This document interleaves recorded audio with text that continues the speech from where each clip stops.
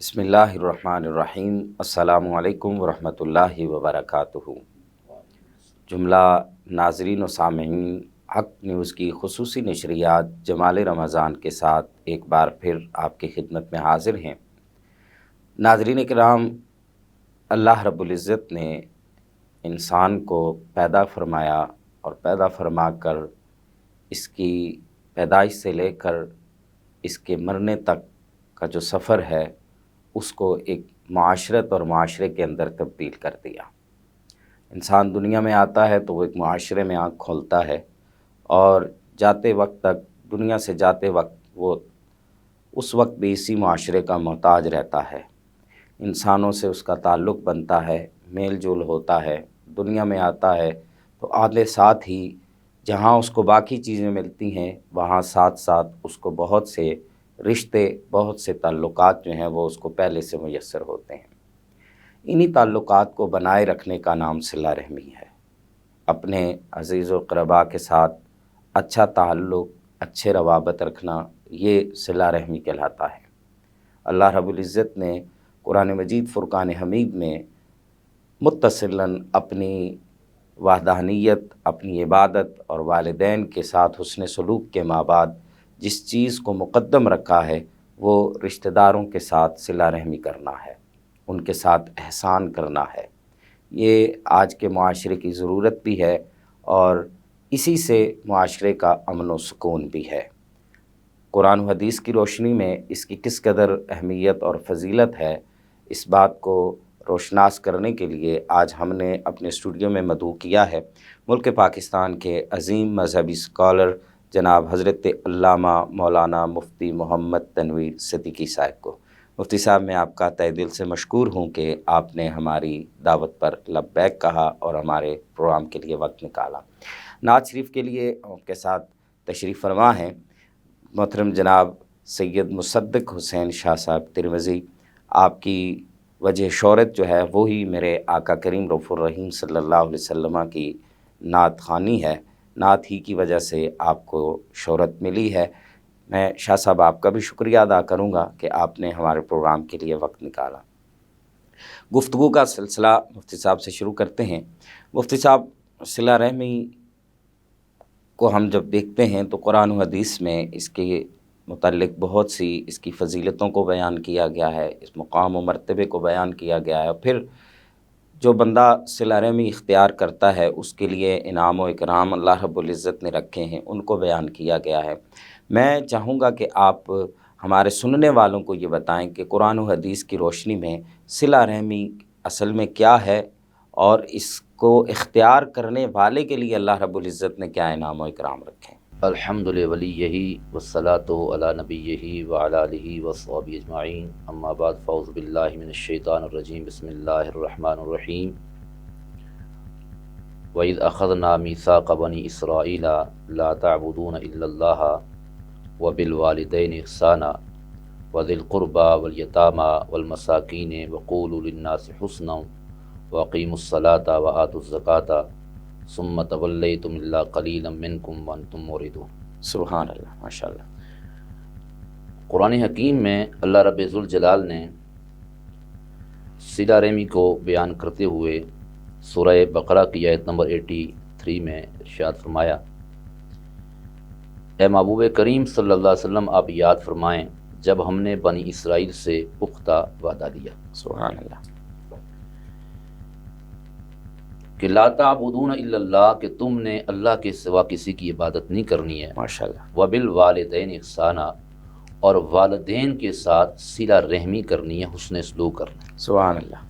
آگے فرمایا وذی القربى والیتامى والمساکین، اللہ اکبر۔ اللہ کی عبادت کے بعد صلہ رحمی کے سب سے زیادہ مستحق والدین ہیں، جی، لیکن ساتھ فرمایا کہ جو قریبی رشتہ دار ہیں ان کے ساتھ بھی صلہ رحمی کرنی ہے، سبحان اللہ۔ یتیموں کے ساتھ بھی صلہ رحمی کرنی ہے، اور جو مساکین ہیں، محتاج ہیں، ان کے ساتھ بھی صلہ رحمی کرنی ہے۔ سبحان اللہ۔ وقولوا للناس حسنا، اور لوگوں سے اچھی بات کرنی ہے، اچھائی سے اچھی سبحان اچھی باتیں اللہ، لوگوں سے سبحان کرنی اللہ۔ ہیں۔ اور آگے حکم ہوا واقیموا الصلاۃ وآتوا الزکاۃ، تم نماز قائم کرتے رہنا، زکوٰۃ ادا کرتے رہنا، ثم تولیتم، پھر تم نے منہ پھیر لیا، الا قلیلا منکم، مگر تم میں سے تھوڑوں نے، وانتم موردون، اور تم روگردانی کرنے والوں میں سے۔ اللہ اکبر۔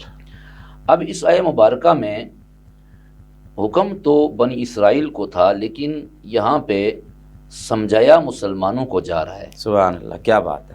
بتایا مسلمانوں کو جا رہا ہے کہ تم خیال کرنا تم نے بھی صلہ رحمی کرنی ہے، بنی اسرائیل کی یہ حکم ہے، اور بتایا مسلمانوں کو جا رہا ہے۔ سبحان اللہ۔ اور دوسرے مقام پر سورہ نساء میں اللہ رب ذوالجلال نے بڑے خوبصورت انداز میں مزید صلہ رحمی کو جو ہے وہ بیان فرماتے ہوئے ارشاد فرمایا، وَاعْبُدُوا اللَّهَ وَلَا تُشْرِكُوا بِهِ شَيْئًا، سبحان اللہ۔ اللہ کی عبادت کرو اور اللہ کے سوا تم کسی کو شریک نہ ٹھہراؤ۔ اللہ اکبر۔ وَبِالْوَالِدَيْنِ احسانا، اور والدین کے ساتھ حسن سلوک سے پیش آؤ، احسان کرو، صلہ رحمی کرو۔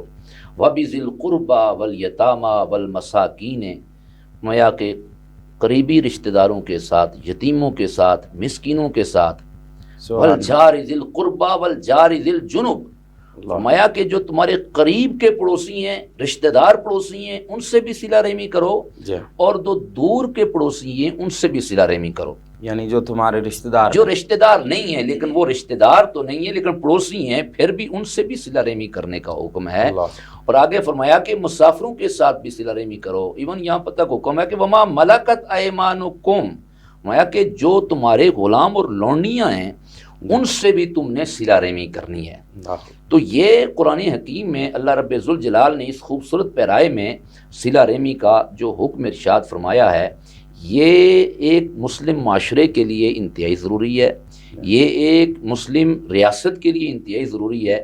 اگر ہم قرآن حکیم کے ان احکامات پر عمل کریں، ہم اپنے رشتہ داروں کے ساتھ حسن سلوک سے پیش آئیں، صلہ رحمی کریں، بھائیوں کے ساتھ، بہنوں کے ساتھ، عزیز و قربا کے ساتھ، رشتہ داروں کے ساتھ، پڑوسیوں کے ساتھ، جو دور کے رشتہ دار ہیں ان سے، اور جو رشتہ دار نہیں بھی ہیں لیکن ہمارے پڑوسی ہیں، یتیم ہیں، مساکین ہیں، مسافر ہیں، غلام ہیں، ان سے ہم صلہ رحمی کریں تو یقیناً جس محلے میں یہ ماحول پیدا ہو جائے گا وہ محلہ جنت بن جائے گا۔ جس سوسائٹی میں یہ اللہ کے احکامات پہ عمل ہو جائے وہ سوسائٹی جنت کی جو ہے گلی بن جائے گی۔ جس ریاست میں یہ جو ہے صلہ رحمی کے معاملات اپنائے جائیں، قرآن و حکیم کے حکم پہ عمل کیا جائے تو وہ جنت کا گہوارہ بن جاتا ہے۔ دیکھیں رسول اللہ صلی اللہ علیہ وآلہ وسلم نے، ہمارے پیارے آقا کریم علیہ السلام نے مدینہ کی ریاست میں احکامات الہیہ کی تعمیل کروائی، صحابہ کرام کو بتایا۔ صحابہ کرام نے جب صلہ رحمی کی تو ریاست مدینہ جو ہے وہ ایک جنت کی گلی بن گئی۔ سبحان اللہ، کیا اللہ کے محبوب علیہ السلام نے، حضرت عبداللہ بن مسعود رضی اللہ تعالیٰ عنہ سے روایت ہے، آپ فرماتے ہیں کہ میں نے آقا کریم علیہ السلام سے پوچھا، یہ بخاری مسلم شریف کی روایت ہے، کہ میں نے پوچھا یا رسول اللہ سب سے اچھا عمل اللہ تعالیٰ کو کون سا زیادہ محبوب عمل ہے؟ سبحان تو اس پر امام الانبیاء صلی اللہ علیہ وسلم نے ارشاد فرمایا کہ سب سے بہترین عمل جو اللہ تعالیٰ کو محبوب ہے وہ وقت پر نماز ادا کرنا ہے۔ اللہ اکبر۔ فرماتے ہیں کہ میں نے پوچھا یا رسول اللہ اس کے بعد کون سا عمل ہے جو اللہ تعالیٰ کو سب سے زیادہ محبوب ہے؟ تو آقا کریم علیہ السلام نے ارشاد فرمایا بر الوالدین، والدین کے ساتھ حسن سلوک کرنا، صلہ رحمی کرنا۔ سبحان اللہ۔ فرمایا پھر میں نے پوچھا یا رسول اللہ اس کے بعد کون سا عمل اللہ رب ذوالجلال کو سب سے زیادہ محبوب ہے؟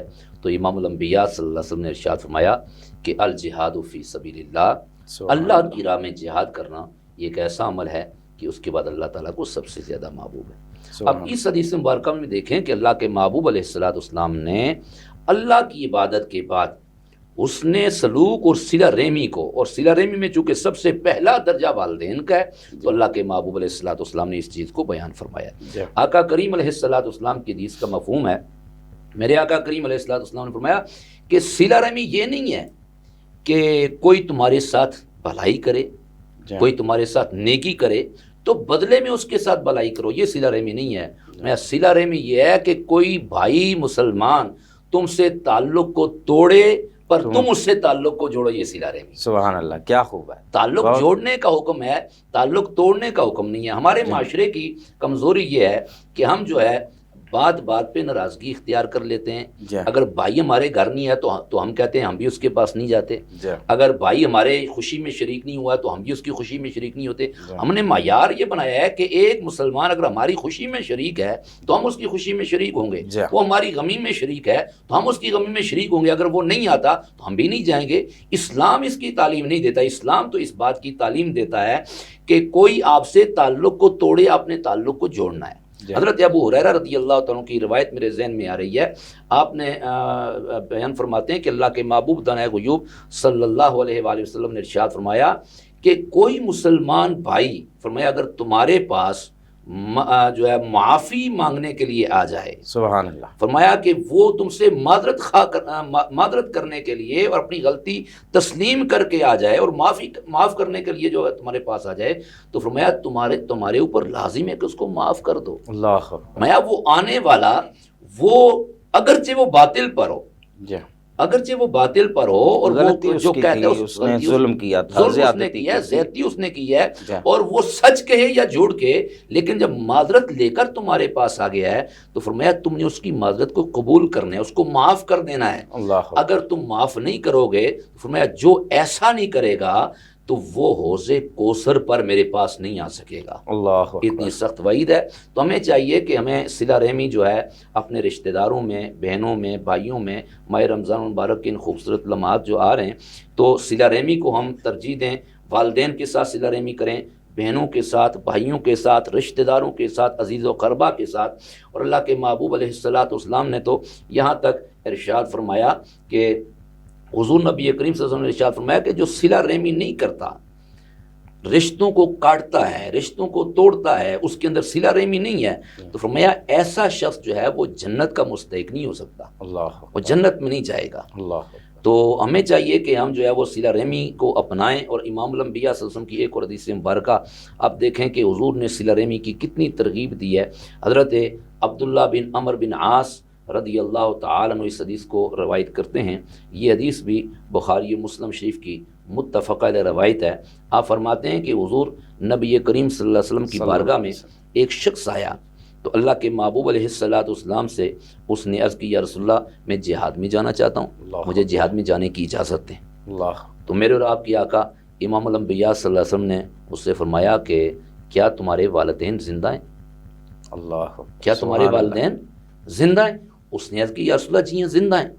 تو اللہ کے محبوب علیہ السلام نے فرمایا فیہما فجاہد. اللہ اکبر. میں تمہارے والدین زندہ ہیں تو لوٹ کے ان کے پاس چلا جا، ان کی خدمت کر، اسی میں تمہارا جہاد ہے. سبحان اللہ. تو والدین کی خدمت کر، والدین سے صلہ رحمی کر، والدین سے حسن اخلاق سے پیش آ، ان سے صلہ رحمی کر، اسی میں اللہ تجھے جہاد کا ثواب عطا فرمائے گا. سبحان اللہ. تو جس طرح والدین کے ساتھ حسن سلوک کرنے کا قرآن حکیم میں حکم ہے، اسی طرح رشتہ داروں کے ساتھ بھی صلہ رحمی کرنے کا قرآن حکیم ہمیں حکم دیتا ہے. اور اسی طرح پڑوسیوں کے ساتھ، مسافروں کے ساتھ، غلاموں کے ساتھ، حتیٰ کہ دین ہمارا تو غلاموں کے حقوق بھی بیان کرتا ہے کہ اگر کوئی آپ کے پاس غلام ہے، لونڈی ہے، تو اس کے ساتھ بھی آپ نے صلہ رحمی سے پیش آنا ہے. اور اس کے لیے ہم رسول اللہ صلی اللہ علیہ وسلم کی سیرت پڑھیں، حضور نبی اکرم صلی اللہ علیہ وسلم کی تعلیمات پڑھیں، تو ہمیں جو ہے وہ روز روشن کی طرح یہ بات عیاں ہو جاتی ہے کہ ہمارے آقا صلی اللہ علیہ وسلم نے کس انداز سے حضور نے غلاموں کے حقوق کا خیال رکھا ہے. اللہ کے محبوب نے معاشرے میں بیٹی کے حقوق کا کیسے خیال رکھا ہے، حضور نے بھائیوں کے حقوق کا کیسے خیال رکھا ہے، پڑوسیوں کے حقوق کا کیسے خیال رکھا ہے، رشتہ داروں کے حقوق کا کیسے خیال رکھا ہے، اور ایک غلام ہے یا لونڈی ہے تو اس کے حقوق کا کیسے اللہ کے محبوب علیہ السلام نے خیال رکھا ہے. تو ہمیں بھی چاہیے کہ اس پر عمل کرنے کے لیے ہمیں حضور کی سنت کی طرف آنا پڑے گا، تعلیمات مصطفیٰ کی طرف آنا پڑے گا، حضور کی سیرت کی طرف آنا پڑے گا. جب ہم حضور کی سیرت کو پڑھیں گے تو حضور کی سیرت میں یہ سارے پہلو موجود ہیں.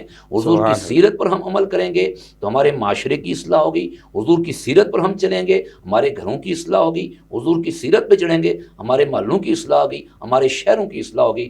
اس وقت ضرورت اس امر کی ہے کہ ہمارے نوجوان، ہمارے جو نوجوان ہیں، بزرگ اور مسلمان اہل ایمان، انہیں رسول اللہ کی تعلیمات کی طرف آنا چاہیے، حضور کی سیرت کی طرف آنا چاہیے. اللہ ہمیں حضور نبی اکرم صلی اللہ علیہ وسلم کے فرمانات اور قرآن پہ عمل کرتے ہوئے صلہ رحمی کرنے کی توفیق عطا فرمائے. ماشاء اللہ.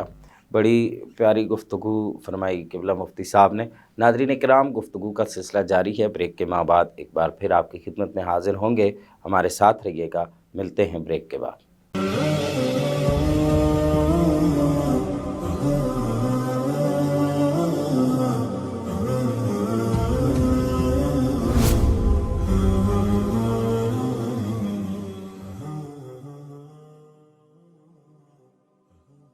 ناظرین کرام، بریک کے بعد ایک بار پھر آپ کی خدمت میں حاضر ہیں۔ قبلہ مفتی صاحب، بریک پر جانے سے پہلے ماشاءاللہ آپ نے بڑے خوبصورت انداز میں صلہ رحمی کے متعلق ہمارے سننے والوں کو بتایا۔ ہم دیکھتے ہیں کہ احادیث مبارکہ میں جو قطع تعلقی کرنے والے ہیں، جو کہ صلہ رحمی کا متضاد ہے، اس کا الٹ ہے، جو تعلق کو توڑنے والے ہیں، ان کے لیے اللہ رب العزت نے یہاں تک فرما دیا، اللہ کے محبوب نے فرمایا کہ اللہ رب العزت فرماتا ہے کہ اس بندے نے صلہ رحمی کو توڑا ہے تو اس کو میری رحمت سے دور کر دیا جائے۔ اور یہ بہت بڑی بات ہے کہ کائنات کا جو وجود ہے وہ رحمت خداوندی کے ساتھ ممکن ہے۔ اگر اللہ رب العزت کی رحمت نہ ہو تو اس کائنات کا تو پھر وجود ہی ممکن نہیں ہے۔ تو میں چاہوں گا کہ آپ ہمارے سننے والوں کو یہ بتائیں کہ جو لوگ چھوٹی چھوٹی باتوں پہ ایک دوسرے سے ناراض ہو جاتے ہیں، چھوٹی چھوٹی باتیں لے کر، پھر بہت دفعہ ایسا دیکھنے میں بھی آیا ہے کہ رشتہ دار ایک تو چاہتا ہے کہ اس کے ساتھ وہ صلح کر لے، لیکن دوسرے نہیں چاہتے۔ ان کو شاید ایسے لگ رہا ہوتا ہے کہ شاید اب اس کو ہم تک کوئی غرض ہے، یا یہ اب جو ہے وہ جھکا ہے تو اس کو مزید جھکنے دو، تب ہم اس کے بعد صلح کر لیں گے۔ یا پھر بیچ میں بہت سارے ایسے بھی لوگ ہوتے ہیں جو شرارت کرتے ہیں کہ بھائی تم نے صلح کر دی تو اس میں تمہاری انسلٹ ہے۔ تو بہت سارے اس کے اندر فیکٹرز ہوتے ہیں کہ جو دو رشتہ داروں کو آپس میں ایک ساتھ نہیں رہنے دیتے، پھر صلح نہیں ہونے دیتے۔ ناراضگیاں تو انسان جہاں معاشرے میں رہتا ہے ہو ہی جاتی ہیں، ایک دوسرے سے ناراضگیاں تو ہو ہی جاتی ہیں۔ تو آپ ہمارے سننے والوں کو یہ بتائیں کہ پھر یہ جو قطع تعلقی کرنے والے لوگ ہیں، ان کے لیے کیا انجام ہے اور کیا اللہ رب العزت کی طرف سے اس کے لیے وعید ہے؟ جی قبلہ پروفیسر صاحب، بڑی مہربانی، شکریہ، آپ نے بڑا خوبصورت سوال کیا ہے۔ عرض یہ ہے کہ قطع تعلقی یہ گناہ ہے، اور اللہ کے محبوب علیہ السلام نے اپنی احادیث میں اس کے لیے بطور وعید بھی بیان فرمایا۔ امام الانبیاء صلی اللہ علیہ وسلم کا فرمان ذیشان ہے کہ لا يدخل الجنت قطعۃ، اللہ مایا کہ جو شخص قطع، یہ اللہ کے محبوب کا فرمان ذیشان ہے، حضور کا فرمان ہے، اور یہ ہمارا یقین ہے کہ جو حضور کا فرمان ہے، کائنات کا نظام تو ادھر ادھر ہو سکتا ہے، لیکن حضور نے جو فرما دیا وہ حق ہے اور وہ حق ہو کر رہے گا۔ تو حضور علیہ السلام نے اپنی اس زبان حق ترجمان سے ارشاد فرمایا ہے کہ رب فرماتا ہے کہ میرا محبوب اپنی مرضی سے گفتگو نہیں کرتا، وما ينطق عن الهوى ان هو الا وحی یوحى، کہ میرا محبوب اپنی مرضی سے نہیں بولتا، یہ جو بولتا ہے جب لب کھولتا ہے یہ اللہ کی وحی سے کلام کرتا ہے۔ تو حضور نبی اکرم صلی اللہ علیہ وسلم کے فرمانات بھی وحی کا درجہ رکھتے ہیں، اور یہ الگ بات ہے کہ وحی کی اقسام ہیں، اور یہ وحی خفی کے اندر آتا ہے اللہ کے محبوب صلی اللہ علیہ وسلم کے فرمانات۔ تو حضور نے فرمایا کہ لا يدخل الجنت قطعۃ، ہر مسلمان کی یہ خواہش ہوتی ہے، مسلمان جیتا ہی اس لیے جب دعا کرتا ہے، اور ہماری عبادات کا مرکز یہی ہوتا ہے کہ یا اللہ ہماری بخشش ہو جائے اور ہمیں جنت مل جائے۔ اور ہم جو عبادات کرتے ہیں، نمازیں پڑھتے ہیں، سجود کرتے ہیں، قرآن کی تلاوت کرتے ہیں، تو اب ایک بنیادی جو معاشرے میں ایک عمل ہے، اور ایک جو اللہ کے محبوب علیہ السلام نے اور قرآن کا حکم بھی ہے، جب ہم اس حکم کو توڑتے ہیں تو حضور نے تو اس بندے کے لیے فرمایا کہ وہ جنت میں جا نہیں سکتا۔ وہ اللہ کے محبوب کا فرمان کہ لا يدخل الجنت قطعۃ، کہ جو قطع رحمی کرتا ہے، رشتوں کو توڑتا ہے، تو وہ بندہ کبھی جنت میں داخل نہیں ہو سکتا۔ مفتی صاحب، بڑی خوبصورت بات آپ نے کہی۔ میں چاہوں گا جیسے کہ ہم جو دین کو پڑھنے والے لوگ ہیں، جو دین کے اسٹوڈنٹس ہیں، وہ تو بہت دفعہ ہم نے دیکھا ہے، معاشرے میں بھی ہم رہتے ہیں، ان لوگوں کا رویہ مزاج جو ہے وہ دوسروں کی بنسبت تھوڑا مختلف ہوتا ہے۔ لوگ نئی نئی فلاسفیز کے پیچھے جاتے ہیں، نئے نئے کلچر کو اڈاپٹ کرنے کی کوشش کرتے ہیں۔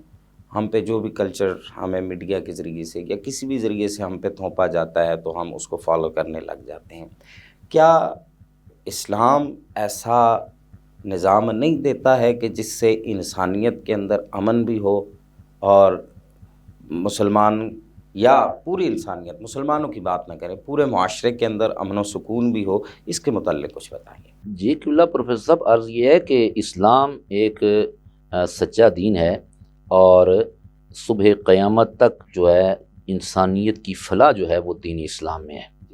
اور اسلام جو دین ہے اور جو اسلام ہمیں قوانین دے رہا ہے، تو یہ صرف مسلمانوں کی بقا کے لیے قوانین نہیں ہیں، یہ ساری انسانیت کے اس میں حقوق بیان کیے گئے ہیں۔ ماشاءاللہ، سبحان اور اللہ۔ انسانیت معاشرے کی فلاح اس وقت تک ممکن نہیں ہے، کسی ریاست کی فلاح اس وقت تک ممکن نہیں ہے، کسی محلے یا کسی ملک کی فلاح و بہبود اس وقت تک ممکن نہیں ہے جب تک ہم اسلام کی طرف نہیں آئیں گے، اسلامی قوانین کی طرف نہیں آئیں گے۔ اسلام ایک آفاقی دین ہے، اور صبح قیامت تک کے معاملات جو ہے اس میں ڈسکس ہوئے ہیں، اور اس کی بقا بھی اس میں ہے، حقوق کا تحفظ بھی اسلام میں ہے، والدین کے حقوق کا تحفظ ہو، اولاد کے حقوق کا تحفظ ہو، رشتہ داروں کے حقوق کا تحفظ ہو، پڑوسیوں کے حقوق کا تحفظ ہو، دوستوں کے حقوق کا تحفظ ہو، عورتوں کے حقوق کا تحفظ ہو، غلاموں کے حقوق کا تحفظ ہو، ہر سسٹم کا تحفظ اور نظام وہ اسلام کے اندر موجود ہے۔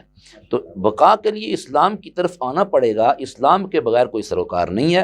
اور اللہ کے محبوب علیہ السلام نے ارشاد فرمایا امام الانبیاء صلی اللہ علیہ وسلم کے فرمان کی روشنی میں کہ دیکھیں یہ صلہ رحمی جو ہے، جو ہمارا عنوان ہے، تو صلہ رحمی ایک ایسا جو ہے اللہ کے محبوب نے بیان فرمایا کہ ہم جو ہے، اب ہوتا یہ ہے کہ بات بات پہ ہم ناراض ہو جاتے ہیں، اور ناراض ہو کے پھر اس کو ہم مرنا جینا اس پہ حرام کر دیتے ہیں۔ یہ میں ایک بات تھوڑی سی آپ کو قطع کلامی معاف، انسان کا انسان سے ناراض ہو جانا یہ فطرتی عمل ہے میرے خیال میں۔ یہ تو ہوتا ہے، انسان جہاں معاشرے میں رہتے ہیں سب کی سوچ ایک جیسی نہیں ہوتی، ہر بندہ ہر چیز کو اپنے زاویہ نظر سے دیکھتا ہے۔ میں یہ سمجھتا ہوں کہ اسلام ناراض ہونے سے منع نہیں کرتا، ناراضگی کو طول دینے سے منع کرتا ہے، اور حکم یہ ہے کہ پھر جیسے ناراضگی اور غلط فہمی ہو جائے اس کو مل کے دور کر لو۔ بالکل آپ نے بجا فرمایا پروفیسر صاحب۔ عرض یہ ہے کہ دیکھیں اسلام میں اب صحابہ کرام کی سیرت اٹھا کے دیکھیں، صحابہ کرام کے بھی آپس میں معاملات ہوتے تھے اور ہوئے بتقاضۂ بشریت، لیکن اسلام میں ناراضگی ہو جاتی ہے، ناراضگی کو طول دینے سے منع کیا گیا۔ اللہ کے محبوب علیہ السلام اور غالباً اس لیے 3 دن کا وقت بھی رکھا گیا۔ بالکل، وہ اسی حدیث کی طرف میں آ رہا ہوں کہ سرکار نے فرمایا کہ جب کوئی مسلمان آپ سے ناراض بھائی ناراض ہو جائے تو فرمایا 3 دن سے زیادہ ناراضگی نہ ہو، تیسرے دن سے پہلے اس سے صلح کر لو۔ اور ہم یہ سمجھتے ہیں کہ جو ہے ہم اگر چل کے کسی مسلمان بھائی ناراض ہے اس کے پاس جائیں گے تو ہماری انسلٹ ہو جائے گی، ہے نا، انسلٹ نہیں ہوگی۔ اللہ کے محبوب علیہ السلام نے اس بندے کو مبارکباد دی ہے جو چل کے کسی مسلمان بھائی کے پاس صلح کے لیے جاتا ہے۔ اللہ صلح کرنا اتنا بڑا، آپ دیکھیں حضرت سرکار سیدنا صدیق اکبر رضی اللہ تعالیٰ عنہ اور حضرت سرکار فاروق اعظم رضی اللہ تعالیٰ عنہ بڑے جلیل القدر صحابی ہیں، امیر المؤمنین ہیں، خلیفہ اول اور خلیفہ ثانی، تو آپ کے درمیان کسی بات سے جو ہے وہ معاملہ طول پکڑ گیا، تو سرکار صدیق اکبر رضی اللہ تعالیٰ عنہ نے جب کچھ الفاظ ارشاد فرمائے تو پھر احساس ہوا، تو آپ نے معذرت کی، اور سرکار فاروق اعظم رضی اللہ تعالیٰ عنہ اس وقت جلال میں تھے تو آپ نے معذرت قبول نہ کی۔ تو سرکار صدیق اکبر رضی اللہ تعالیٰ عنہ کا عمل دیکھیے کہ وہ پلٹ کے حضور کی بارگاہ میں آ گئے اور اللہ کے محبوب سے عرض کی، یا رسول اللہ صلی اللہ علیہ وسلم، حضرت عمر سے میرے کچھ معاملات ہوئے اور اس طرح مجھ سے جو ہے غلطی ہوئی، تو میں نے معذرت کی تو عمر نے میری معذرت کو قبول نہیں کیا۔ تو یہ حضور کی بارگاہ میں آئے، سرکار فاروق اعظم رضی اللہ عنہ، وقت گزرا تو آپ کو بھی خیال آیا کہ سرکار صدیق اکبر جو ہے ان نے معذرت کی قبول کرنی چاہیے تھی، مجھے احساس ہوا، تو حضرت فاروق اعظم سرکار صدیق اکبر کے گھر چلے گئے کہ میں ان سے کہوں جی آپ نے معذرت کی ہے، میں نے قبول کر لیا۔ جب گھر پتہ کیا تو پتہ چلا سرکار صدیق اکبر گھر میں موجود نہیں ہے، اور وہ جو ہے وہ حضور کی بارگاہ میں، تو سرکار فاروق اعظم بھی چلتے چلتے حضور کی بارگاہ میں۔ سبحان اللہ۔ جب اللہ کے محبوب علیہ السلام نے دیکھا تو حضور کا چہرے کی کیفیت بدل کے حضور جلال میں آگے۔ اللہ کے محبوب نے فرمایا کہ سرکار صدیق اکبر کے بارے میں فرمایا کہ اس نے، جب تم سب نے میرا انکار کیا تو اس نے میری تصدیق کی، اس نے اپنے مال سے جان سے میری حفاظت کی، تو کیا میرے لیے تم اس کو معاف نہیں کرو گے؟ تو سرکار کے اس عمل کو دیکھ کر سرکار صدیق اکبر آگے بڑھے، عرض کی یا رسول اللہ عمر کی غلطی نہیں ہے، غلطی مجھ سے ہوئی ہے، عمر کو معاف فرما دے۔ تو یہ ہے صحابہ کرام کا عمل کہ اگر کسی آپس میں کوئی معاملہ ہوتا تو وہ جو ہے ایک معافی مانگنے میں بھی پہل کرتے تھے اور معاف کرنے میں بھی ان کی جستجو ہوا کرتی تھی۔ تو ہمیں بھی چاہیے کہ جب ایسا کسی مسلمان بھائی سے معاملہ ہو جائے تو معافی مانگنے میں پہل کرنی چاہیے، اور خود چل کے جانے میں عزت ہے، عند اللہ بھی عزت ہے، عند الرسول بھی عزت ہے، دین بھی کہتا ہے وہ بندہ باعزت ہے۔